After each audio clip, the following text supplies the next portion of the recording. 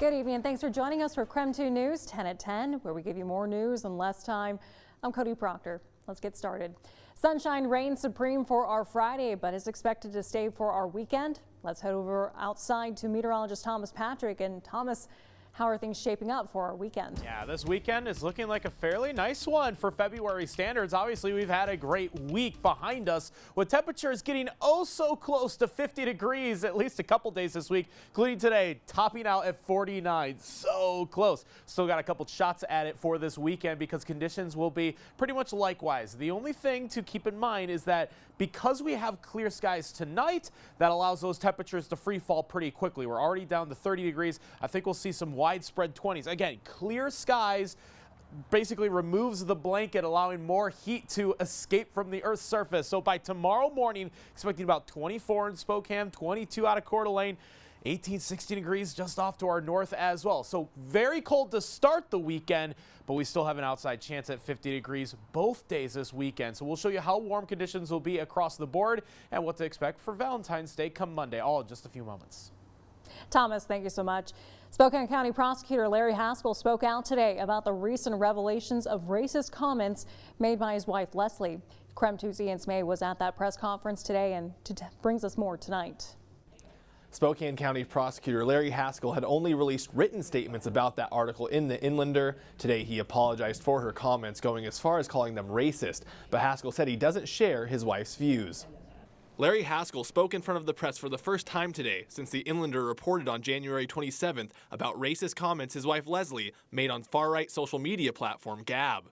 I believe the comments are racist, absolutely, and as I said, they're reprehensible and they've caused a lot of pain. And I humbly apologize for them. Haskell wouldn't go as far as saying his wife Leslie is racist. I believe that her comments were racist. I have known that woman for 30 years, and I do not believe she is a racist, but what she wrote was racist. After the news of Leslie's comments broke, some called into question if it affects Haskell's work as the county's prosecutor. Haskell said he didn't share the same views his wife expressed in her social media posts. I do not ascribe to, nor do I practice such views. Those views belong to my wife, and they are hers alone. He also said he ensures that his office doesn't base their cases off of a suspect's race or ethnicity. I have told many of my employees, make sure you search for the right answer, not a convenient answer, and certainly not an agenda-driven answer. Spokane Human Rights Commissioner Anwar Peace was watching the press conference. While Haskell said he knew his wife's comments caused pain for the community, Peace doesn't think his statements went far enough. I was really hoping that this press conference was going to be a start of healing in our community, and instead, he's just poured gasoline on the fire. It's been a little more than 2 weeks since the Inlander first reported on Haskell's wife's comments. Peace said it was disappointing to see Haskell wait so long to address the comments. I was really disappointed in Larry on not doing this press conference sooner. And the fact that now he's getting statewide attention, now he feels like he needs to address the state. Well, I thought he represents Spokane. Peace also took issue with another part of Haskell's statements. At one point, Haskell called on all public leaders, including himself, to take a pledge to not use any racially disparaging language when discussing the criminal justice system. He wants us to sign a pledge. How dare he? How dare he? This is disgusting on so many different levels. And that's why I believe that it's time for this gentleman to resign.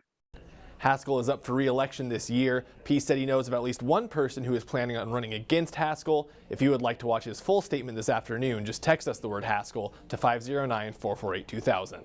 In the newsroom, Ian Smay, KREM 2 News. New tonight, a world-class athlete took aim at a world record, and it was a close one. Donovan Brazier raced down the final stretch of the men's 600-meter run at the Lilac Grand Prix tonight. The world record is 1 minute and 13.77 seconds, a record he actually set back in 2019.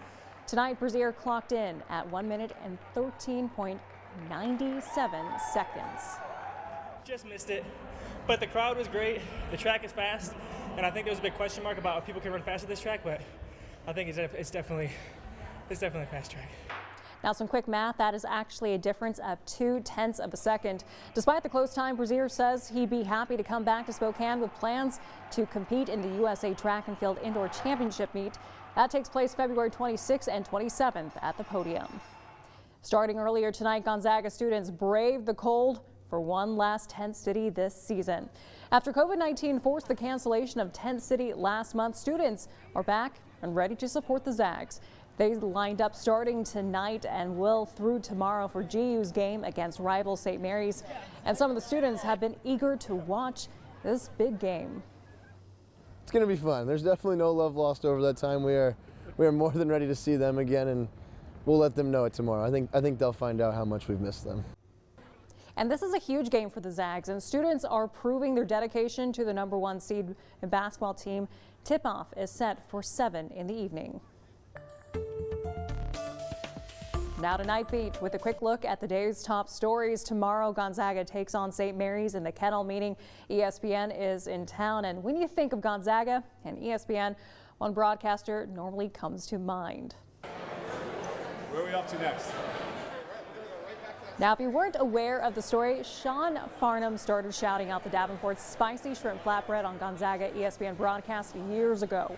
It became a bit of a joke on Gonzaga Twitter. Then last year, he returned to Spokane, only to find out they took it off the menu, which he expressed his displeasure about on ESPN. The Davenport then decided to put it back on their menu and rename it the Farnham Flatbread. During the NCAA tournament, all proceeds went to Coaches versus Cancer.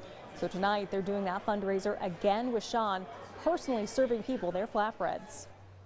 You know, this profession takes us away from family, takes us away from my kids, takes us away from a lot of things that we often take for granted. But what this profession also has done is it's brought me a secondary home in Spokane with this outstanding community, and it means the world to me. According to Farnham, the Davenport served over 100 flatbreads tonight, averaging about 1 flatbread sold per minute.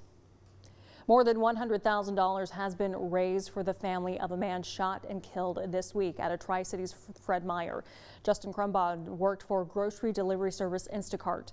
The company donated $50,000 to the GoFundMe page. The second victim, a Fred Meyer employee, remains in the hospital, according to the family. The gunman is in jail. More on a developing story from last night. A Spokane man charged with first-degree murder in the shooting death of his father made his first appearance today. 24-year-old Drake Hughes is accused of shooting and killing his father Jason at a home last night. According to probable cause documents, Hughes called the police at about 8 p.m. Documents say he told police he shot his father multiple times in the head and that he wasn't breathing. According to documents, he told police he had told his father by phone that he was going to kill him beforehand, and he took an Uber from his home to his dad's house on North Altamont Street. Hughes is being held on a $1 million bond. His next court date is set for February 22nd. And that was a look at your Night Beat. To learn more about any of these stories, just text the word night to 509-448-2000 and we'll send them right to your phone. In Northwest News tonight, police still looking for a suspect who shot an employee while robbing a bank in Seattle. It happened just after 1 o'clock at the Key Bank in the city's Soto neighborhood. The 34-year-old victim was shot in the stomach. He's in stable condition tonight. A robbery in itself is very traumatic for the employees and anybody who's there to begin with. So then for someone additionally to get wounded so severely like that is obviously very scary. Seattle police are not sharing the description of the suspect, but says they've got away with some money. If you know anything about this, call the Violent Crimes Tip Line. New information today about a data breach at the Washington Department of Licensing. An investigation reveals about 650,000 people may have been affected, including people with active licenses and those with expired, revoked, or suspended licenses. The Department of Licensing says it'll notify everyone impacted. Covering the nation, Jersey City firefighters battled a large fire at a row house today. Video from the scene you can see right here shows how that fire spread to at least 4 adjoining buildings. Thick black smoke could be seen billowing out from the fire, as well as flames coming out of the roof. At this time, it's not known if anyone was injured. Behind closed doors, President Biden signed an executive order to place $7 billion in U.S.-based assets from Afghanistan's central bank into one account in Federal Reserve Bank of New York. is just a first step as the Biden administration seeks to split the money, with half to meet the basic needs of the Afghan people and the other half subject to lawsuits brought by families of 9/11 victims as well as other terror victims. The FDA is putting the brakes on a vote that would make the COVID vaccine available for children younger than 5. The agency's advisors were supposed to vote next week on whether to approve 2 shots, but reversed its course today, saying it would need to wait for data that included a 3rd shot. Pfizer expects that information to come by early April. A state of emergency declared in Ontario as Canadian leaders seek a solution regarding the convoy protesters blocking 3 major crossings between Canada and the United States. Stiffer fines and penalties will now be enforced on protesters, including a maximum penalty of $100,000 and up to a year imprisonment. The provincial government will also provide additional police to consider taking away the personal and commercial licenses of anyone who doesn't comply with these orders. And that was KREM 2 News 10 at 10, where you get more news in less time. But don't go to bed just yet. Coming up after the break, we go to the Spokane International Airport to check in on how it's keeping up with the takeoff in travelers. We're back in 90 seconds.